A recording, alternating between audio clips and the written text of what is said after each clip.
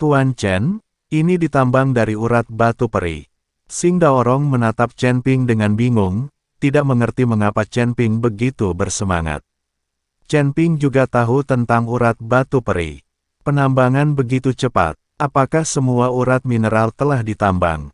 Chen Ping mengerutkan kening. Meskipun urat batu peri telah ditemukan, kandungan urat tersebut tidak tinggi.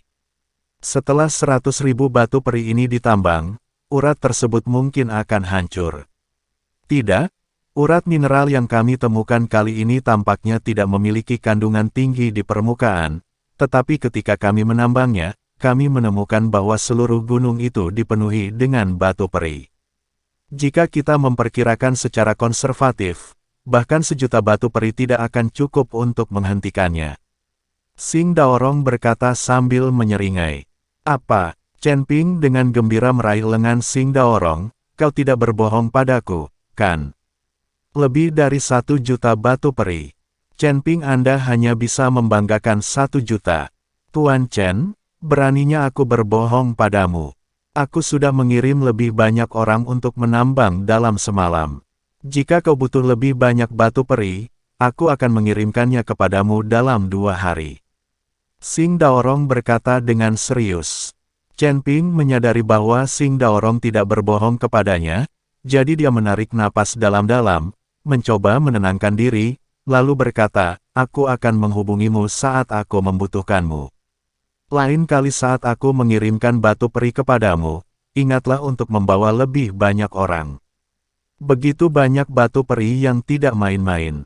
Sekarang banyak pembudidaya bersedia menjadi anjing demi batu peri. Mengenai masalah tambang batu peri, hal itu tidak boleh dibocorkan, dan harus dijaga kerahasiaannya. Chen Ping, kami takut jika tambang batu peri bocor, banyak orang pasti akan pergi ke kota binatang. Meskipun ada susunan ilusi di sekitar kota binatang buas dan tidak seorang pun dapat dengan mudah memasukinya, selalu ada orang yang lebih baik darimu, dan selalu ada orang yang lebih baik darimu. Akan ada juga ahli susunan di antara kekuatan tersembunyi di dunia surga dan manusia. Begitu susunan ilusi yang menyelimuti kota binatang hancur, kota binatang akan dilanda bencana dahsyat. Jangan khawatir, Tuan Chen. Tidak ada seorang pun yang bisa meninggalkan kota binatang buas. Xing Daorong mengangguk dan berkata, baiklah, kalau begitu kamu kembali. Chen Ping melambaikan tangannya dan membiarkan Xing Daorong kembali. Chen Ping dia mengambil 100.000 batu peri dan pergi mencari Lin Kevan dan 2 orang lainnya dengan Xiaoku di tangannya. Melihat Chen Ping datang, Lin Kevan buru-buru bertanya, Saudara Chen, apakah batu peri sudah sampai? Chen Ping mengangguk dan melemparkan tas penyimpanan itu ke Lin Kevan, ini ada 100.000 batu roh abadi. Kalian bertiga dapat membaginya di antara kalian sendiri. Ikuti saja aku mulai sekarang, dan aku akan memastikan kamu memiliki kehidupan yang baik. Lin Kevan membuka kantong penyimpanan itu dengan setengah percaya dan setengah ragu, tetapi ketika dia melihat bahwa benar-benar ada 100.000 batu peri di dalamnya, dia benar-benar tercengang. Hua Zhangweng dan Mo Saying juga melihat tas penyimpanan itu dengan mata berbinar. Tahukah Anda, mereka hanyalah pengikut kecil Lin Kevan, bagaimana mereka bisa memenuhi syarat untuk berbagi?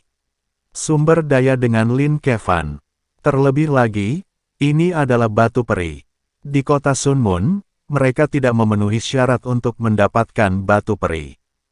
Kamu benar-benar punya 100.000 batu roh abadi. Lin Kevan berkata dengan kaget. Tentu saja, aku selalu menepati janjiku. Apapun yang aku katakan, aku pasti akan melakukannya. Itu hanya 100.000 batu roh abadi. Apa masalahnya? Chen Ping diucapkan dengan cara yang sangat sok. Lin Kevan memandang Chen Ping, meskipun dia tampak berpura-pura tenang, dia terlihat sangat nyaman saat ini. Lagi pula, 100.000 batu peri ada di depannya. Dia tidak hanya pamer, dia benar-benar hebat. Kalau begitu aku tidak akan sopan dengan 100.000 batu roh abadi ini. Setelah berkata demikian, Lin Kevan menyimpan tas penyimpanannya. Mengapa kamu tidak memberinya 2 poin? Chen Ping tanya. Mereka tidak membutuhkannya, kata Lin Kevan, lalu menatap Hua Zhangweng dan Mo Saiying dan bertanya, apakah kalian berdua ingin berbagi? Tidak, tidak. Meskipun kedua orang itu juga menginginkannya, mereka tidak berani menentang Lin Kevan. Bagaimanapun, dia adalah tuan dan mereka hanya pelayan. Jika kamu mengikutiku, kamu harus memperlakukan semua orang secara setara. Kamu harus memberi mereka kedua poin, atau aku akan menghajarmu. Chen Ping menatap Lin Kevan dan berkata dengan tegas. Hua Zhangweng dan Mo Saiying sangat tersentuh ketika melihat Chen Ping seperti ini hingga mereka hampir menangis. Aku harap aku bisa bersujud padanya. Ini adalah pemimpin yang baik. Melihat pemuda itu serius, Lin Kevan berkata, anak muda, aku akan mengatakan yang sebenarnya. Aku Lin Kevan, pangeran keempat kota matahari bulan. Apakah adikku Lin Keting sudah menikah denganmu secara diam-diam? Dan kau masih memanggilku paman keempat. Apa, kamu dari kota Sun Mun? Chen Ping berpura-pura terkejut, lalu menggelengkan kepalanya dan berkata, tidak mungkin, kamu pasti bukan dari kota Sun Mun, jangan berbohong padaku, apa buktinya? Ini token saya, lihatlah. Lin Kevan memberikan tokennya kepada Chen Ping. Chen Ping hanya melihatnya sekilas, lalu berkata dengan tidak percaya, Anda benar-benar pangeran keempat kota matahari bulan, paman saya yang keempat. Lalu, orang yang kuhajar beberapa hari lalu, bukankah dia pamanku? Iya, dia adalah Lin Kedong, pangeran tertua di kota Sun Mun. Aku datang ke sini kali ini untuk membawamu ke kota Sun Mun. Lin Kevan mengangguk dan berkata, sialan, banjir telah menghanyutkan kuil Raja Naga. Anggota keluarga tidak saling mengenal lagi. Mengapa kakak iparku ingin membunuhku? Chen Ping bertanya sambil berpura-pura bodoh. Jangan banyak bertanya. Kembalilah ke Sun Mun City bersamaku dan jelaskan masalah ini dengan jelas. Lin Kevan tidak mungkin mengatakan bahwa kakak laki-lakinya datang untuk membunuh saudara iparnya karena perintah kematian 10 istana. Aku tidak akan pergi. Aku sudah menghajar kakak iparku. Jika aku pergi ke Sun Mun City, dia akan mengulitiku hidup-hidup. Chen Ping menggelengkan kepalanya. Melihat ini, Lin Kevan segera meyakinkannya, jangan khawatir, aku akan melindungimu, dan aku juga akan berbicara baik tentangmu di depan kaisar. Adik perempuanku sedang dalam tahanan rumah, dan dia sangat merindukanmu. Apakah kamu tidak ingin menemuinya? Paman keempat, bukankah kamu sudah mengatakannya, kamu harus melindungiku? Chen Ping berkata pura-pura takut. Jangan khawatir, kamu sudah memberiku begitu banyak hal baik, bagaimana mungkin aku tidak melindungimu? Lagi pula, kamu adalah saudara iparku. Tidak akan ada yang berani menyentuhmu di kota Sun Mun. Lin Kevan menepuk dadanya dan berjanji. Baiklah, aku akan pergi bersamamu. Chen Ping melihat Lin Kevan menepuk dadanya untuk berjanji, lalu dia mengangguk setuju. Kalau begitu, ayo kita berangkat tanpa menunda lagi. Melihat Chen Ping setuju, Lin Kevan berencana untuk berangkat kembali. Namun saat dia hendak pergi, Mo Saiying menangkapnya dan berkata, teman Chen Dao, aku ini. Mo Saiying, apa yang akan kau lakukan? Apakah kau akan mengkhianati pangeran keempat dan benar-benar mengikuti jalan itu? Hua Zhangweng dengan keras menanyai Mo Saiying. Lin Kevan juga mengerutkan kening dan menatap Mo Saiying dengan wajah muram. Meskipun Chen Ping dianggap sebagai menantu kota matahari bulan mereka, Mo Saiying, sebagai pengikut dekatnya, tidak boleh mengikuti orang lain kecuali dirinya sendiri. Kalau saja Mo Saiying mengganti majikannya, Lin Kevan tidak akan punya tempat untuk menaruh mukanya. Orang tua, kamu salah paham. Bagaimana mungkin aku mengkhianati pangeran keempat? Setelah Mo Saiying selesai berbicara, dia menatap Chen Ping dengan serius dan berkata, rekan Taois Chen, ayahku juga seorang pria kuat di puncak tingkat ke-9 alam Mahayana. Kekuatannya lebih kuat dariku. Apakah menurutmu kau bisa membiarkannya mengikutimu? Chen Ping, tongkat bunga lelaki tua, Lin Kevan, rekan Taois Chen, Aku tidak punya niat lain. Aku hanya ingin ayahku mengikutimu, bahkan jika itu berarti melewati api dan air. Kau hanya perlu memberinya beberapa batu peri. Kalau begitu aku akan mewarisi batu-batu peri di tangan ayahku. Lagi pula, semuanya milik. Mo Saing tersenyum sedikit malu. Chen Ping mengerti apa yang dimaksud Mo Saing, tersenyum dan berkata, jika ayahmu berada di puncak tingkat ke-9 alam Mahayana, maka kamu bisa membiarkan dia datang dan membiarkan dia menggunakan 10.000 batu roh abadi terlebih dahulu. Baiklah, baiklah, aku akan segera memberitahu ayahku. Mo Saing mengangguk penuh semangat dan segera menggunakan slip giok untuk menyampaikan pesan itu kepada ayahnya.